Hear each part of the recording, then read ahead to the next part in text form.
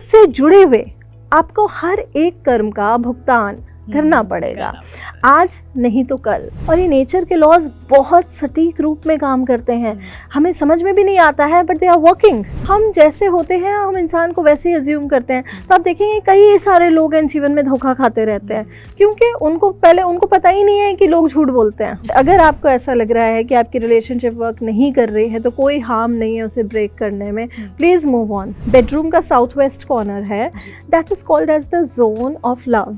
तो वहाँ पे मंडेरिन डक्स रख सकते हैं, रोज क्वार्ट्ज क्रिस्टल रख सकते हैं, कपल फोटोग्राफ रखें, बट नॉर्थ में ये नहीं रखना है।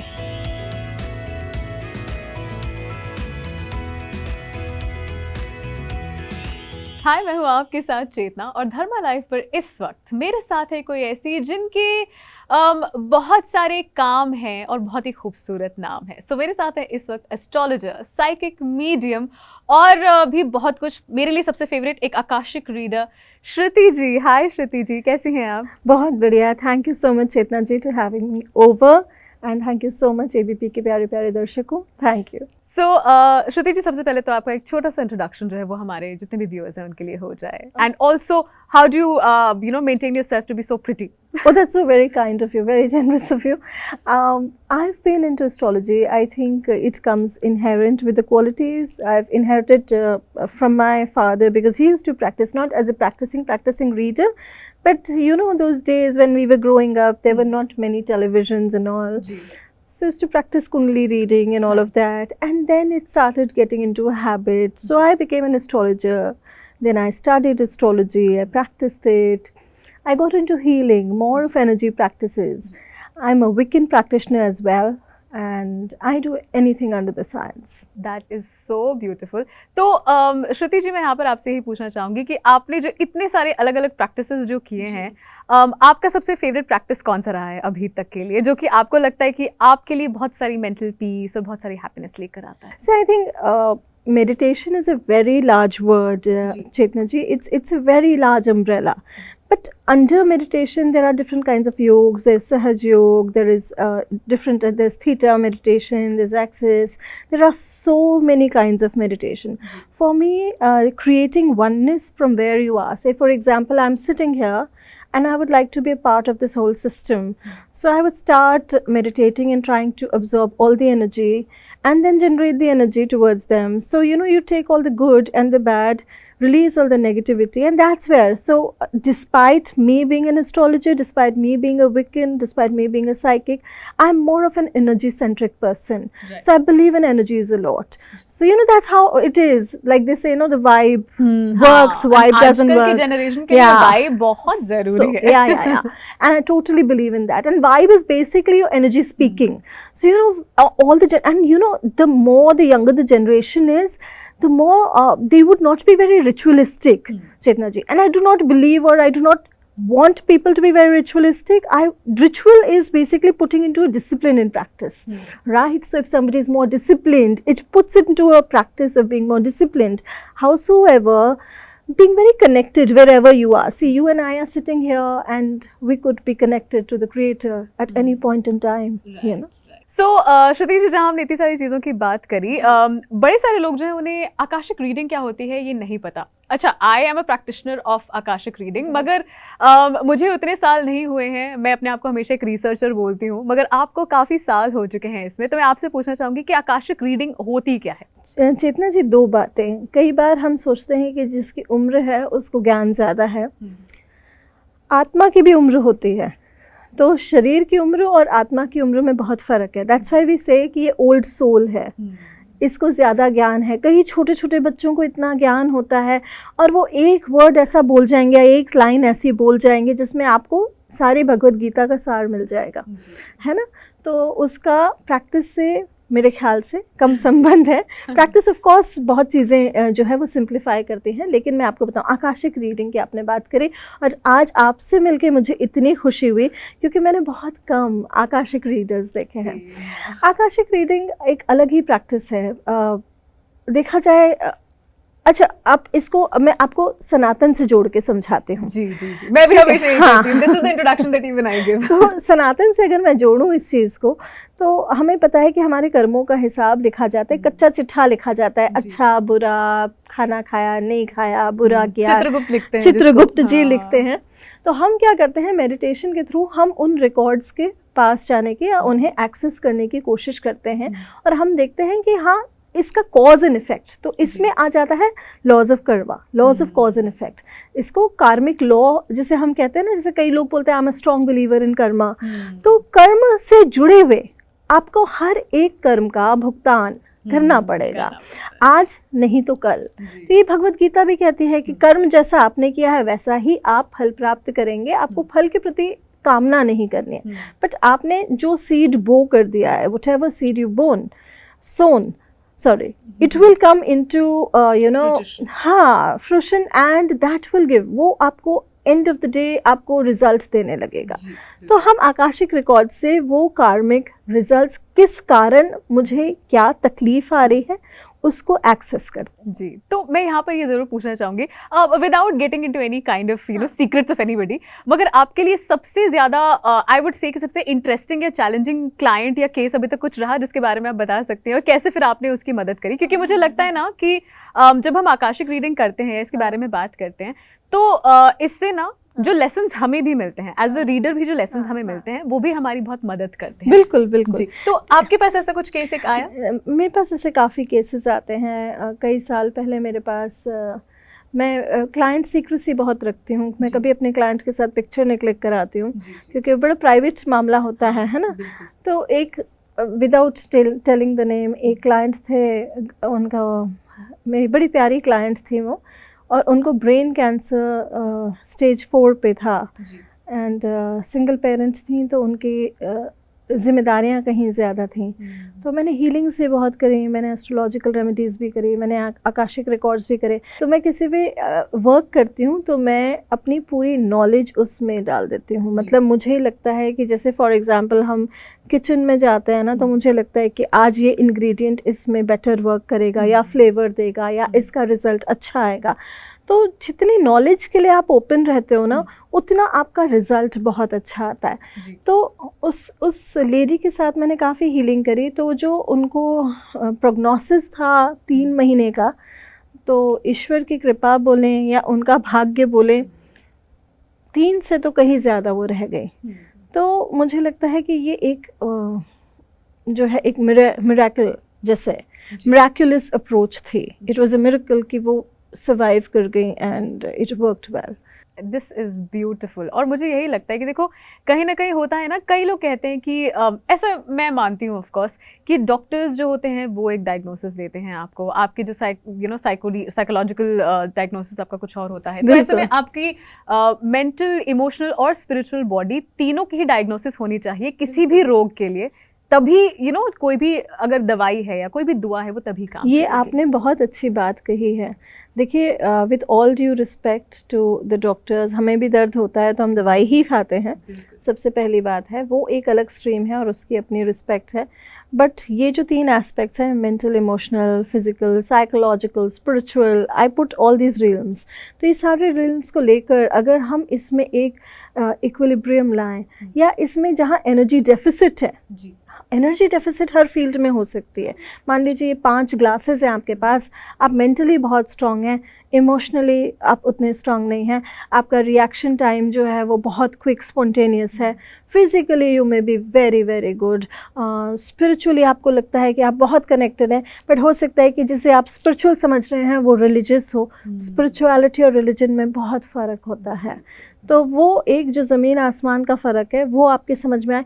और सबसे बड़ी बात है, आप कुछ ना करें ना, अगर आप लॉज ऑफ कंपैशन फॉलो करें, कंपैशन जो है वो हमें हिंदू धर्म में तो सिखाया ही जाता है, लेकिन बुद्धिज़्म में इसका जो है वो ज़्यादा विस्तार है। क्योंकि बुद्ध जो हैं वो कंपैशन के ही बारे में थे, वो काइंडनेस के ही बारे में थे, फॉरगिवनेस के बारे में थे। तो ये सारे अगर हम देखें तो ये सारे लॉज नेचर के हैं, और ये नेचर के लॉज बहुत सटीक रूप में काम करते हैं, हमें समझ में भी नहीं आता है, बट दे आर वर्किंग। बिल्कुल। पता है यहाँ पर मुझे एक चीज़ बड़ी ही फनी लगती है। मैंने कुछ दिनों पहले इनफैक्ट इसे पढ़ा था कि कैसे ये जो लॉ ऑफ कंपैशन है जैसे ये बताया जाता है, तो इसके बारे में जैसे बाहर ये कहते हैं कि आप तभी रिलीजियस होंगे, स्पिरिचुअल होंगे जब आप कंपैशनेट रहेंगे, आप तभी होंगे जब आप डोनेशन करेंगे, आप ये सब करेंगे।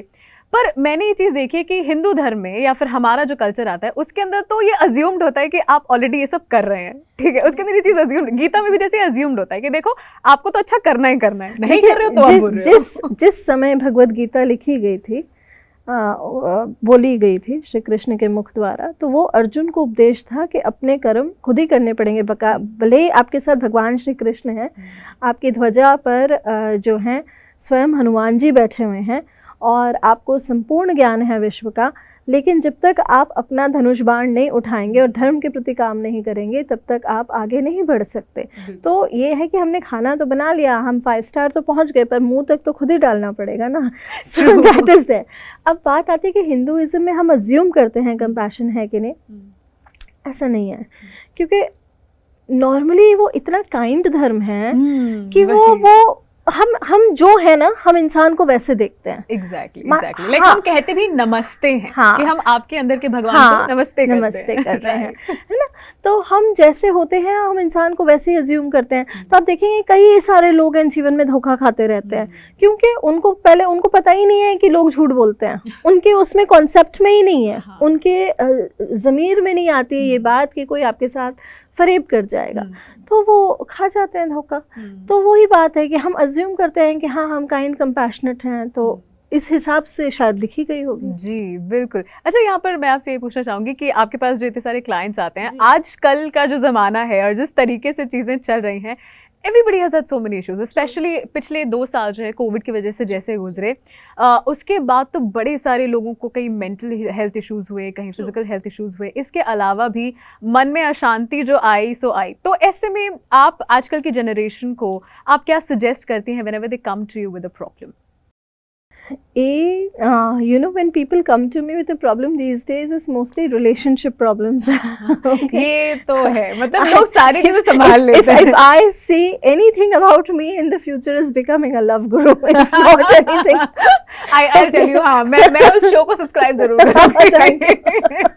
So relationship problems होते हैं, career finances की problem होती है, job insecurities was a major concern, क्योंकि इतने layoffs हुए थे 2020 में, and the bills were there, your electricity bill was an ongoing thing, आपका घर का rent जाता है, किसी की EMI जाती है, और corporates को salaries देनी है, वो half नहीं कर सकते। तो मतलब हर किसी के life में एक ऐसा unprecedented challenge था जो आया। एंड सो मैं देखूं अगर आज की डेट में लोग आते हैं मेरे पास तो मोस्टली रिलेशनशिप एंड करियर, क्योंकि मेरे पास जो क्लाइंट आता है वो होता है कि योर एनर्जी अट्रैक्ट्स, है ना। तो मेरी एनर्जी वाला जो आएगा वो उस लेवल के सवाल पूछेगा, और मेरे पास जो उपाय होंगे वो थोड़े से टिपिकल होंगे, बट ये होता है कि मेरा क्लाइंट बहुत रिपीट नहीं होता क्योंकि उसको जल्दी सुख मिल जाता है। I think there I am at fault. नहीं बिल्कुल नहीं। I think that is a wonderful thing to say कि देखिए आप हमारे पास आएंगे तो आप वापस नहीं आएंगे। बट हाँ, क्योंकि होता है ना कि लोग कहते हैं कि देखो अगर डॉक्टर, एस्ट्रोलॉजर, लॉयर के पास आप एक बार चले गए तो आप बार बार जाते रहेंगे। मैं अक्सर ये बोलती हूँ कि कभी चक्कर ना लगे, ये बड़ी बात है। बट given the fact कि all such professions they always provide us with a lot of guidance, ये हमेशा हमें बहुत ज़्यादा हेल्प करते हैं, बहुत पॉजिटिविटी देते हैं, बहुत प्रोटेक्शन जो है वो देते हैं। तो मैं यहाँ पर आपसे ये पूछना चाहूँगी कि जितने भी हमारे व्यूअर्स हैं जो इस वक्त देख रहे हैं हमें, उनके लिए अगर किसी को लव प्रॉब्लम है तो आप क्या सजेस्ट करती हैं? जनरली मैं उनके लिए क्विक वाली रेमेडीज जो है वो निकालूंगी। चलो, relationship if it's not working very well, a communication that comes as a psychotherapy also. Communication बहुत सही होना चाहिए, ऑनेस्टी बहुत होनी चाहिए, और अगर आपको ऐसा लग रहा है कि आपकी रिलेशनशिप वर्क नहीं कर रही है तो कोई हार्म नहीं है उसे ब्रेक करने में। प्लीज़ मूव ऑन, लाइफ बहुत शॉर्ट है, लाइफ को अननेसेसरी प्रोलॉन्ग करने का कोई रीज़न नहीं होता है। अब रेमेडी पॉइंट ऑफ व्यू से देखूं तो जो आपके बेडरूम का साउथ वेस्ट कॉर्नर है that is called as the zone of love. तो वहाँ पे मंडेरिन डक्स रख सकते हैं, रोज क्वार्ट्ज क्रिस्टल रख सकते हैं, कपल फोटोग्राफ रखें, बट नॉर्थ में ये नहीं रखना है। नॉर्थ में अगर आपके पार्टनर की फ़ोटो है तो नॉर्थ में जो चीज़ें वो फ्री फ्लोइंग मूविंग एनर्जी है, तो वो आपकी लाइफ से हटने लग जाएगा. So that is there. हाँ, ऐसे में एक्स की अगर फोटो रखनी तो उस साइड में रखिए. Ex की तो फोटो रखनी ही नहीं है. अच्छा, फोटो ही Ex नहीं doesn't रखनी. deserve any space in life. Okay, और अगर करियर की हम बात करते हैं हाँ. यहाँ पर, तो ऑफ कोर्स जैसे कि आपने बताया कि कई सारे लोग जो हैं जॉब में इनसिक्योरिटीज जो हैं वो चलती हैं, कई सारी परेशानियां जो है वो आ जाती हैं समय पर. बड़े सारे लोग जो हैं वो इस दुविधा में रहते हैं कि यार रुकें या जॉब चेंज करें, क्या करें. तो ऐसे में just to find some peace in the present moment, specially job को लेकर क्या करना चाहिए? देखिए, of course weigh down all your options. If you can do a स्वॉट, great. Strength, weakness, opportunity, threat, जो आपको समझ में आ रहा है, that is coming from again a therapy point of view. Astrologically अगर मैं देखूं तो आपको ये देखना है कि अगर आपकी जॉब आप बदलने की पोजीशन में हैं तो आपके कौन से ग्रह जो हैं वो जॉब के कारक हैं, कहीं उसमें ट्रांजिट तो नहीं हो रहा है. और दूसरी बात क्या है कि जैसे राहु का ट्रांजिट होता है 1.5 साल में, बृहस्पति का होता है 1 साल में, शनि का होता है 2.5 साल में, कभी वक्री हो रहा है. तो ये सब आपको इजीली अवेलेबल इंटरनेट पे डेटा है. तो आप देखें कि आपने जो डिसीजन ले रहे हैं इसी टाइम फ्रेम में तो नहीं ले रहे हैं, क्योंकि it can impact positively and negatively either. So there you need guidance. But अगर आपको फॉर एग्ज़ाम्पल जॉब में बहुत दिक्कत जा रही है तो श्री रामचरितमानस की एक चौपाई है जो कि आप 72 टाइम्स करें 72 डेज तक. मैं आपके लिए बोल देती हूँ. विश्व भरण पोषण करे जोई ताकर नाम भरत अस होए. आई रिपीट, विश्व भरण पोषण करे जोई ताकर नाम भरत अस होए. विश्व का जो भरण पोषण करते हैं वो भरत हैं. ये बालकांड की चौपाई है. तो भरण पोषण कब होता है? When your income is generated. So no matter whether you transitioning from one field to the other, आपके पास इनकम के सोर्सेज तो हैं ही. हाँ, बिल्कुल बिल्कुल सही कहा. And finally one for people like me, people who are you know just still, मैं तो भाई हमेशा कहती हूँ कि मैं रिसर्चर हूँ, मैं कभी नहीं कहती कि मैंने I am a work in progress my self. क्योंकि इतनी अथाह नॉलेज है कि मुझे नहीं लगता कि आज की डेट में कोई गुरु लायक है या आज की डेट में कोई उस लेवल तक है जो कि कंप्लीट नॉलेज हो. एग्जैक्टली. आप हर किसी के पास से चुन सकते हैं कि आप उनसे क्या सीखना चाहेंगे. तो ऐसे में for all those people who want to get more into spirituality, और लोग जो कि अध्यात्म में आना चाहते हैं, क्योंकि धर्मा लाइफ जो है वो इसी के बारे में, इट इज अबाउट स्पिरिचुअलिटी, अध्यात्म के बारे में ही. तो उनके लिए आप क्या कहना चाहेंगे और उनको क्या एक टिप या रेमेडी देना चाहेंगे? अध्यात्म क्या है? आत्मा का अध्ययन. अध्ययन मीन्स स्टडी. आत्मा यानी स्वयं, सेल्फ, सोल, पर्पस. आप कभी भी एस्ट्रोलॉजर के पास जाते हैं या किसी के पास जाते हैं, गुरु के पास जाते हैं, तो मेरा ख्याल 1% इंसान होगा जो पूछेगा what is the purpose of my life. अगर आप अपने लाइफ के पर्पस को अपने कर्मों के साथ अलाइन करें तो आप ऑलरेडी अध्यात्म की तरफ बढ़ चुके हैं. Right. Perfect. This was such a brilliant interview. Thank you so much Shruti ji, बहुत अच्छा लगा आपसे बात करके. और श्रुति जी जो हैं, इन्हें हम अभी नहीं छोड़ने वाले हैं, इनके साथ हम कुछ और भी खास आपके लिए लेकर आएंगे. लेकिन उससे बिल्कुल पहले श्रुति जी, जितने भी आपको देख रहे हैं ना, उन लोगों को जल्दी से कह दीजिए आपका ये वीडियो लाइक, शेयर और सब्सक्राइब जरूर करें. बहुत बहुत धन्यवाद. और इस वीडियो को लाइक, शेयर, सब्सक्राइब ज़रूर करें. And please follow Dharma life. Thank you. Thank you so much. तो मिलते हैं आपसे बस थोड़ी सी देर में. बाकी देखते रहिए धर्मा लाइफ.